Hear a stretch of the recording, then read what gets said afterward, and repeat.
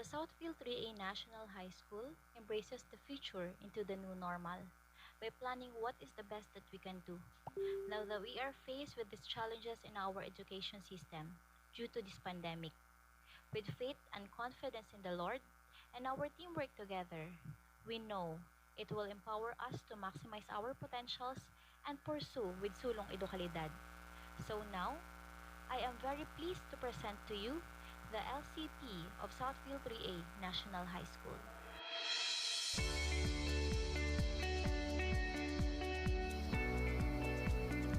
Our school learning continuity plan for this school year is divided into parts. Part 1, brief introduction and profile of the school. Despite calls for delaying of classes, DepEd Secretary Lenore M. Briones reiterated that classes would open on August 24, 2020, whatever form it is. According to Briones, a child's education will continue amid the coronavirus disease COVID-19 pandemic, even though this pandemic poses a great challenge to all of us. In view of this mandate, the DepEd Secretary ensures the health, safety, and well-being of all the learners, teachers, and DepEd employees with all the guiding principles on health and safety. In this regard, we at Southville 3A National High School committed to give our best to sustain the challenge and empower the lives of students with the prerequisite of ensuring their health and well-being together with our teachers and personnel. We prioritize the idea that teaching and learning should not be undermined under any circumstances. We will work hand in hand to quality education amidst this pandemic, following the guiding principles of our department and SDO under the framework of our national program on quality basic education, Sulong Edukalidad. DepEd also pushes forward the use of technology in education. At the same time, it is also our part of the future beyond COVID-19. Together, we will face the challenges of the new normal with the virtues of the old normal: courage, faith, adventure, and discovery. With every new school year comes a fresh start. Southville 3A National High School will continue to develop learners who model and practice the positive actions their teachers expecting them to use. School profile: vacant, idle, covered by thick vegetation of grass, shrubs, and thickets. This is the description of a resettlement project for the place where the school is now located. In a place which then seemed to be a hopeless piece of land is now an academe standing tall and proud as it continues to produce graduates fortified with the motivation that their hopes and dreams should not be bound by the situation they are fated to live in. In 2009, with the President's eager desire to provide an efficient linkage between provinces, an effort to stabilize our then declining economy, the government deemed it necessary for the Philippine National Railway (PNR) to resume its function after years of inaccessibility, causing the families living near the railroad to be sent to resettlement sites. A tripartite agreement between the National Housing Authority (NHA), People's Organization, and Bahay Corporation was organized wherein Bahay Corporation committed into developing resettlement projects and selling home plots for beneficiary families through NHA. With the approved proposal under the resettlement program of the National Housing Authority and in support with the Southline Railway Linkage Project, a resettlement site was opened in Barangay San Antonio, San Pedro, Laguna. NHA transferred families to site upon completion of project with water and electric power.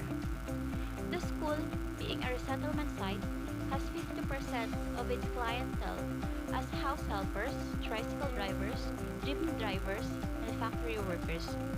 The other half either live as garbage collectors or simple house parents. Most of working parents even have to leave their children at home to find employees in the town proper.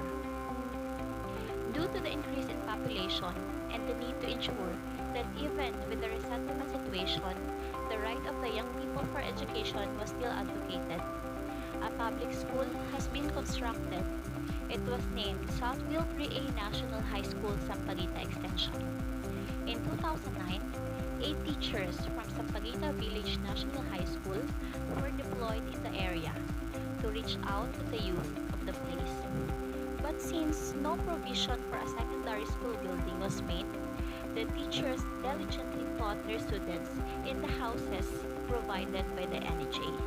The teachers bore the challenge of teaching under the heat of the houses and the insufficient place, carrying with them the passion to provide opportunities for the next generation to be educated.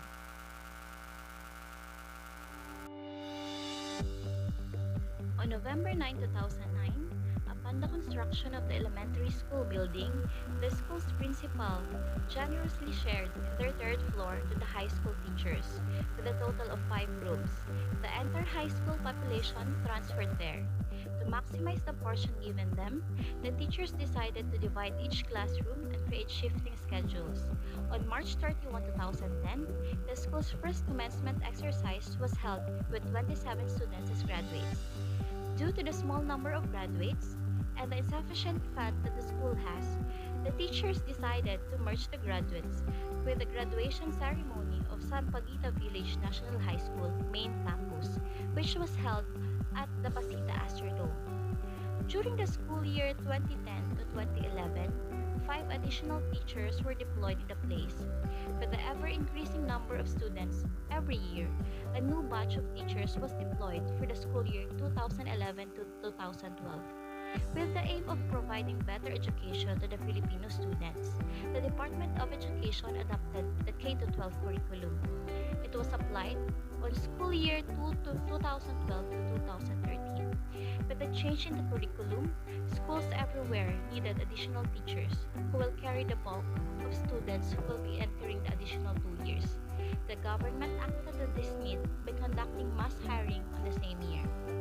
It was 2014 when the school was relocated to a new location, just nearby the elementary school, where the school once occupied. It is about 4,000 square meters, with one building composed of 20 rooms. Up to now, the school still occupies the new building with a new set of teachers handling a larger number of students. Part 2. School Key Education Data. The following tables below describe the key education data of Southville 3A National High School for school year 2020 to 2021 as of July 30, 2020, as reflected from the LESF. A. School category, enrollment and percentage of enrollment. B. Enrollment per grade level. C. Classrooms. The non-instructional classrooms were turned into offices for the principal and registrar, supply, guidance, science, computer, and TLE laboratory, and canteen. All instructional rooms will be on the 2nd to 4th floor of the building.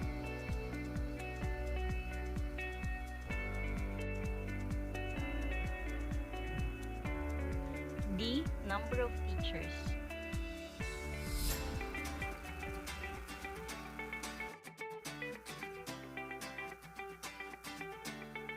E. Parents and guardians employment data. F. Parents and guardians educational attainment. G. Household members who can provide support to the learners.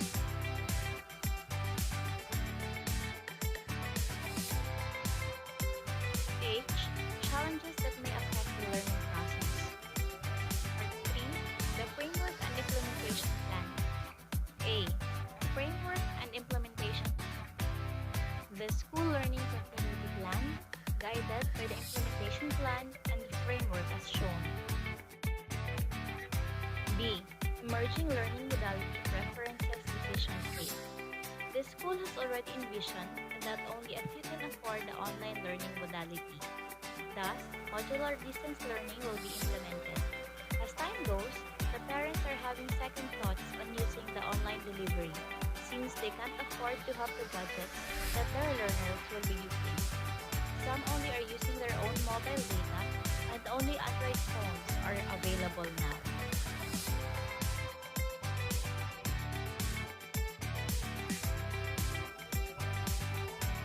C. Modality of test kit for grade level.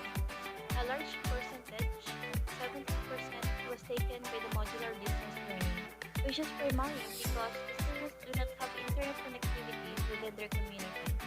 Many families also could not afford to pay for internet connectivity due to poverty. D. Process flow of modular learning delivery. Packaging. 1. IM's individual module will be packed by the person in charge. He or she must wear face mask, face shield, and gloves. 2. Materials needed by the person in charge must be disinfected before the process. 3. The IMs will be placed in a sealed plastic or envelope that has been disinfected. 4. All IMs will be placed in a big box with a tag indicated the grade level, section, and subject area. Distribution and retrieval.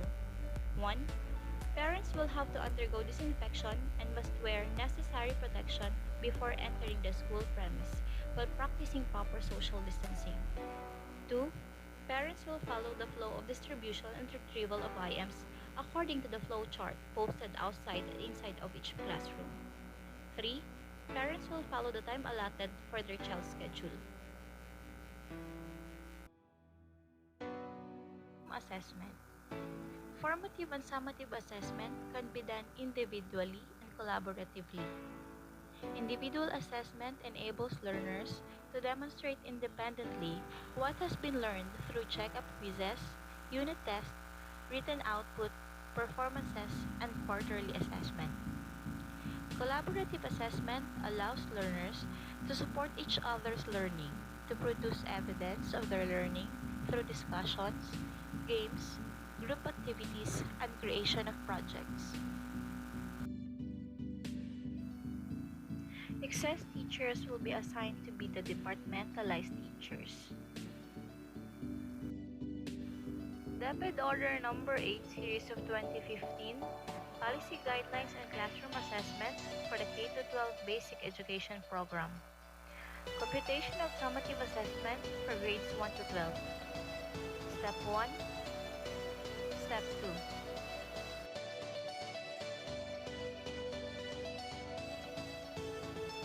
Step 3.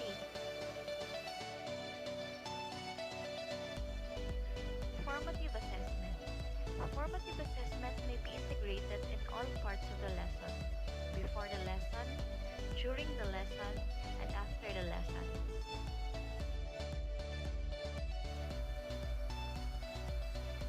Summative assessment. Summative assessment is used to measure the different ways learners use and apply knowledge, understanding, and skills. There are 3 components for this kind of assessment: written work, performance test, quarterly assessment.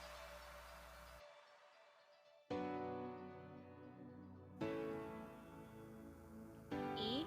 Teacher deployment. F. Class program. Sample prototype class program for modular or face-to-face. Sample prototype class program for online. The learning process.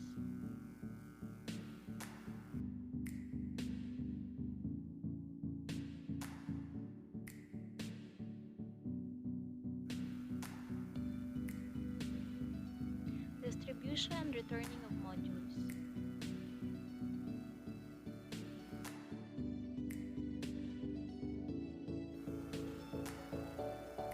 Strict observance of the entrance and exit gates and other protocols like social distancing, wearing of face masks, hand sanitizing, and others. Distribution shall be done inside the classroom per class with at most 25 parents.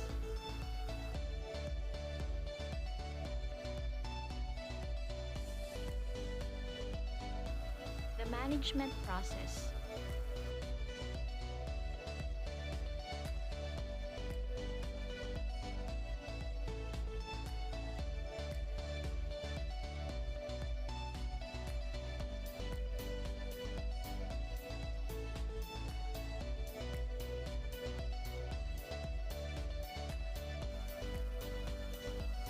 G. Learning resources. 1. LRMDS. 2. Teachers-made lesson exemplar and learning materials such as worksheets, activity cards, video lessons, etc. 3. Available instructional materials provided by DepEd. 4. Materials available in different platforms approved by DepEd. H. Continuing professional development. Inset, webinars, school learning action cell.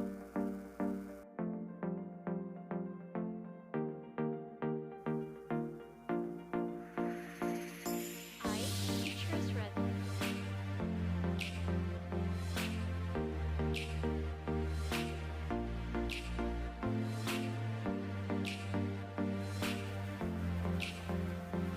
J. Monitoring and evaluation. Evaluation tool in the utilization of idea exemplars based on RM296 series of 2020. Modular distance learning modality. Online distance learning modality.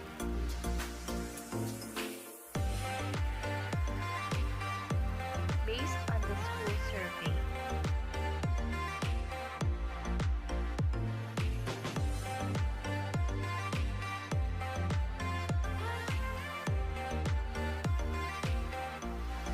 K. School supply and management. Stakeholders engagement. Pledges and donations. Parental involvement.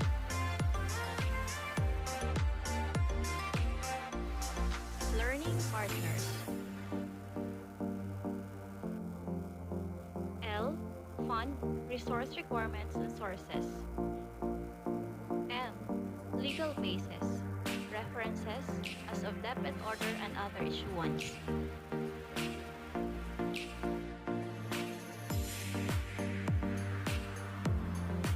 Education is the passport to the future, for tomorrow belongs to those who prepare for it today.